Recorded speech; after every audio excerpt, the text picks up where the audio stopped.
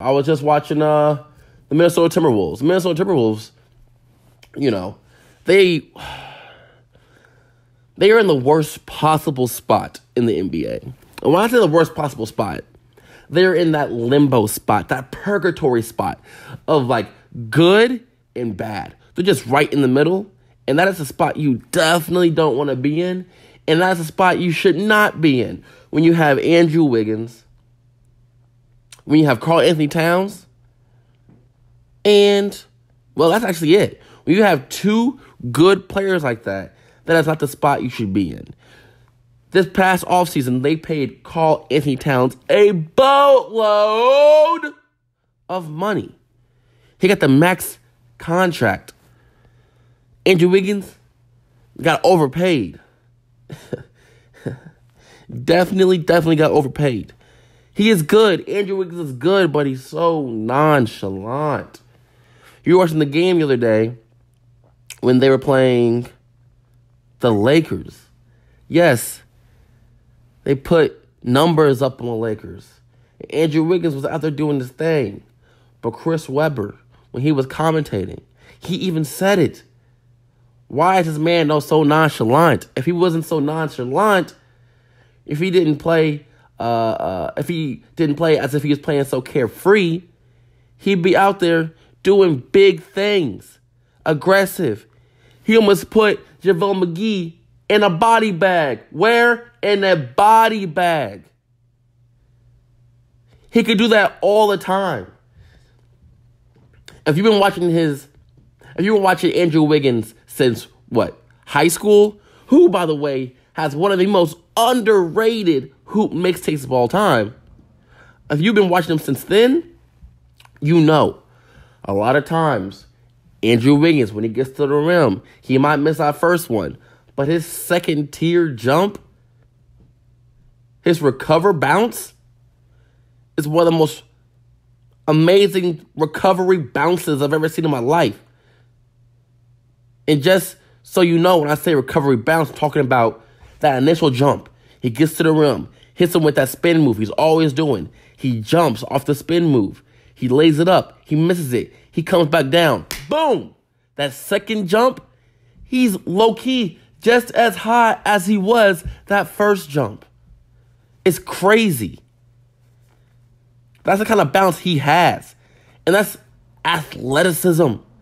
That's the kind of athleticism that he has, but he does not use it ever. Or I won't say ever.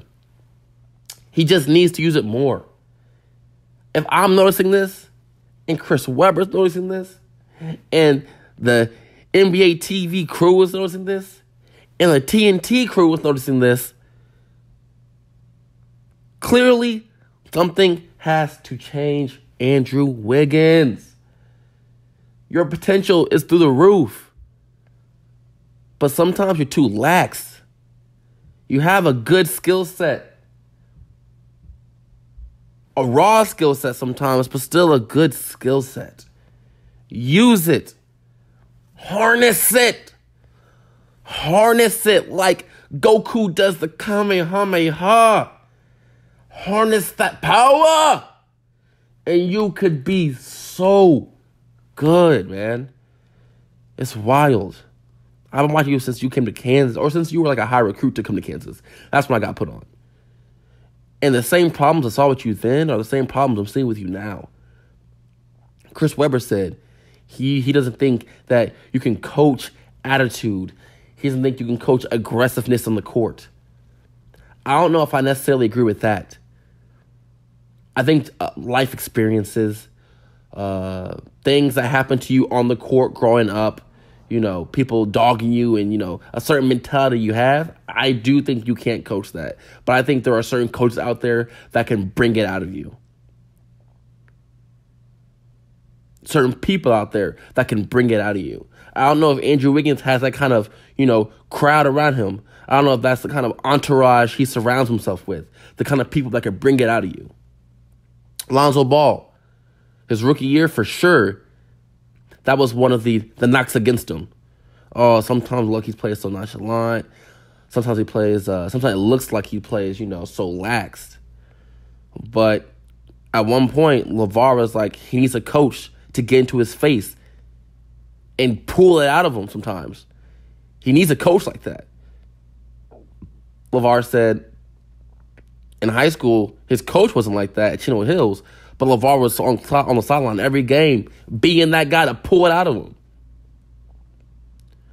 So it can be coached in you, it can be pulled out of you, but it depends on the kind of individual that can do that. And I don't know if Andrew Wiggins has that around him. I know he had a brother his brother played hard at Wichita State. His brother played really hard. But I don't know if his brother's the one to be able to do that. I don't know if Andrew Wiggins is, I know his mindset. I know him personally. But I know it's troublesome that issues that were obvious in your game 6 years ago or whatever it was, or not even 6 years ago, that was like 4 years ago, are the same issues right now. I'm not quite sure if that's a fantastic thing. But right now on the podcast, we have Levi. He just showed up. Levi, what's the dealio? I was going good, man. I'm just over here talking on the podcast. Are you recording? Are you recording? All right. What's that? All right, that's what I'm talking about. All right, Levi. I was just talking about right now by myself. I was just talking about, Andrew Wiggins and how Andrew Wiggins has that nonchalant, relaxed mentality in the court, and how the same problems he had at Kansas, which was that, and not being aggressive at all times, it's the same thing you see when he's on the court right now. And if that's been the same problem for this long, I'm not sure if that can be changed. What do you think? Yeah, I've been seeing the same thing ever since he was playing in Kansas, and he doesn't have that dog in him. Why do you think LeBron James didn't want him? Because that was the speculation on Andrew Wiggins. Does he have that dog on him? Is he going to come to the NBA and do what he's supposed to do? Is he going to live up to his expectations? No, that did not happen. Yeah. It's a good point. It's a good point. Look, both of them. But I think Karl Anthony Towns has a lot more of it than Andrew Wiggins does, though. I think Karl Anthony Towns just didn't vibe well with Jimmy Butler. I think that's what it is.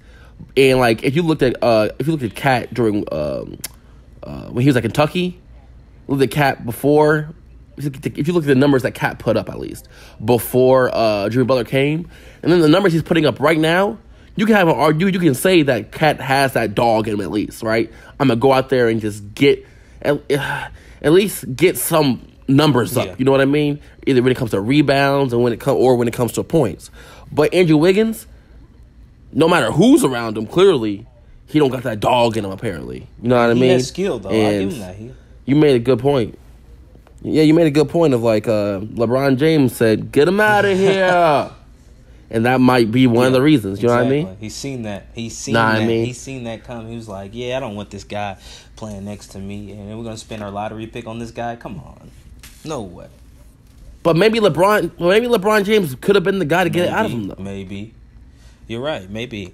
I don't know. I don't know how that would work. I don't know. I mean, he got what he wanted. He got Kevin Love in the deal in his prime. Yeah. So.